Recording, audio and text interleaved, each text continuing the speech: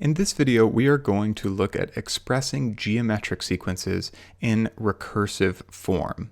Now, if you haven't already watched the video on arithmetic sequences in recursive form, I encourage you to go back and look at that because there is a lot of overlap between geometric sequences in recursive form and arithmetic sequences in recursive form.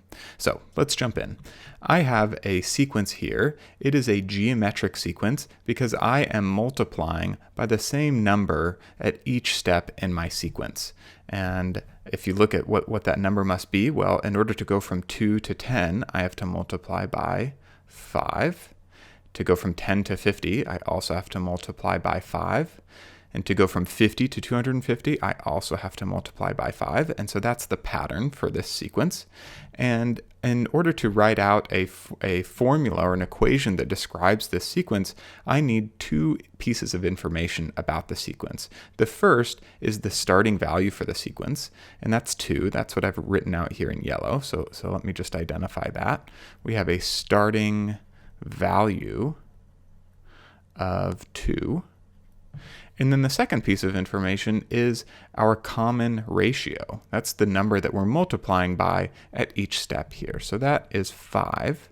So I'll write out my common ratio is 5. So these are the two numbers that define this sequence. If you told me that you had a sequence that started at 2 and had a common ratio of 5, I know everything there is to know about that sequence. I can write out the sequence just based on those two pieces of information. But let's look at expressing this in recursive form. And so with recursive form, we write out a curly brace like this, and then we basically just write these two pieces of information. We have what our starting value is, and then our common ratio. So let me show you how we do that. So we have our starting value of a sub 1. And I'm gonna write out for this particular example, and then we'll do a general example over here, or sorry, the general formula over here. But for this particular example, our a sub 1, or our starting value, that's equal to 2. And a sub 1 here, remember, a sub 1 is just the first term in the sequence, a sub 2 is the second term in the sequence, a sub 3 is the third term in the sequence, and so on. A sub 4 is the fourth term. If we were going to write a sub 5, it would just be right here. And so a sub 1 is equal to 2. And then if we want to know what any term in the sequence is, what any general term in the sequence is, it follows this formula. We have a sub n, and that's equal to whatever the previous term is. So the previous term is a sub n subtract 1. And we multiply that by our common ratio, which is 5. So don't get tripped up by the a sub n subtract 1 here. That just means the previous term in the sequence. And so if you wanted to know what a sub 3 is, then you would multiply a sub 2 by 5. That's all a sub n subtract 1 means. So this is the recursive form for this sequence. And again, if you told me these two values, if you told me what a sub 1 was equal to, and you told me what a sub n is equal to, then I know everything that there is to know about this sequence. Now that we have a particular example written out, let's write out the general formula for a geometric sequence in recursive form. And so I'm going to write that right here. So again, I write a curly brace. And then I have my first term, a sub 1, is just equal to a sub 1. A sub 1 is just equal to a sub 1. It's just our starting value. And actually, let me label that here just so we're clear what a sub 1 is. For this particular example, our starting value was 2. And then the other piece of information we need for our general formula is a sub n, or what any particular term in the sequence is equal to. And so a sub n is equal to a sub n subtract 1, which remember is just the previous term, just whatever term came right before n, and then we multiply that by r. That's it. That's the geometric sequence in recursive form. And I'm going to put a nice fancy red box around this. And I'm also going to point out some key pieces of information here don't get tripped up. A sub 1 is just your starting value. That's all it is. It's just your starting value. And A sub n subtract 1, this part right here, this is just your previous term, whatever term came right before the term that you're interested in. And so if you were interested in what A sub 8 was, your 8th term, then A sub n subtract 1 would be your 7th term. So again, this is just the previous term. Just the previous term. And an outcome of that, or an outgrowth of the fact that we're interested in the previous term, is that if you want to know what A sub 9 is equal to, then you need to know what A sub 8 is equal to in order to use this formula exactly as it's written. So let me explain what I mean by that. Let's say I have a sequence of numbers, a geometric sequence, and it is -3, and then -12, and then -48, -192, and so on. And I want to write out a formula for this, or an equation in recursive form that describes this sequence. So again, I'm going to write my curly brace like this. And I want to know, what is A sub 1?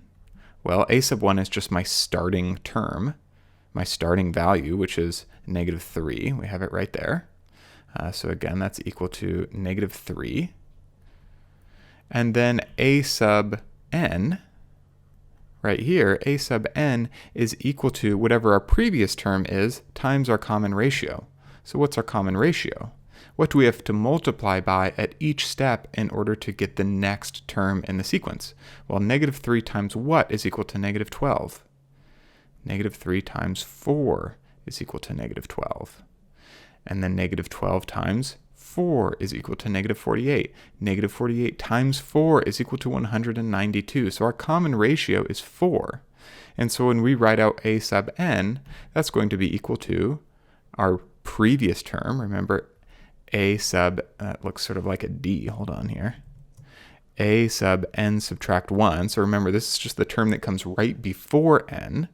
And we're going to multiply that by our common ratio, which is 4. And this tells you everything that you need to know about this sequence. These two values define the entire sequence.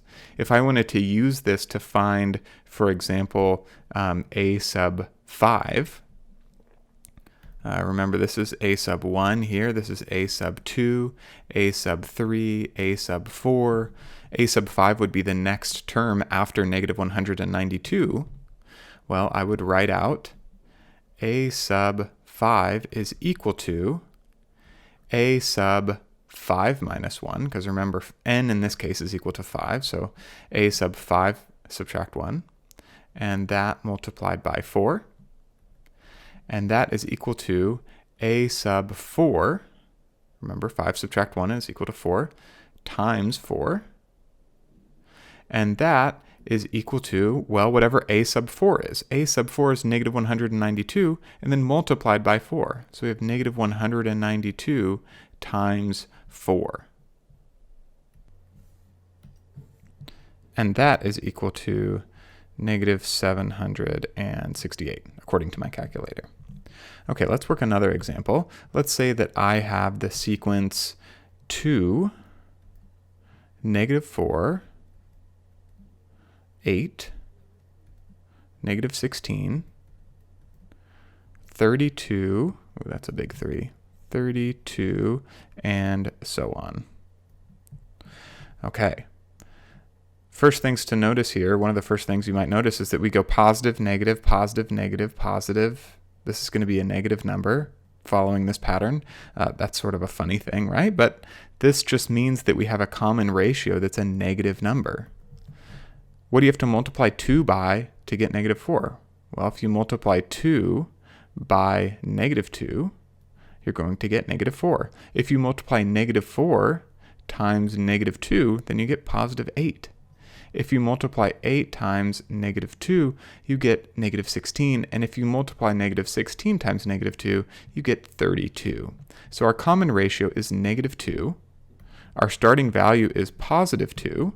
And so to write out the formula for this equation, the recursive formula, we have a sub 1 is equal to 2, and then a sub n, or the nth term in our sequence, is equal to a sub n subtract 1, so whatever the previous term was, and then times negative 2. That's it. This formula here describes this entire sequence of numbers, and we can use it to find out what, say, a sub 6 is equal to. So let's do that here. A sub 6 is equal to a sub 6 subtract 1, because we're just substituting in 6 for n. So a sub 6 subtract 1. And then we multiply that. We multiply that by negative 2. So in other words, we take the term that came right before a sub 6 and we multiply it by negative 2. And so that is equal to a sub 6 subtract 1 is a sub 5. And a sub 5 is our fifth term here. So first term, second term, third term, fourth term, fifth term. So we have 32 and then times negative 2. And that is equal to negative 64. So a sub 6 is equal to negative 64. Okay, let's do one more here. And let's say that we're starting with the formula instead of starting with the sequence itself. And so I'll write out my curly brace here. Let's say that it says that a sub 1, or our starting term, our starting value, is equal to 1/2, and that a sub n, or any particular term in the sequence, is equal to a sub n subtract 1 times 4. So whatever the previous term was times 4. And so remember, this is our starting value here, 1/2, and then our common ratio is positive 4.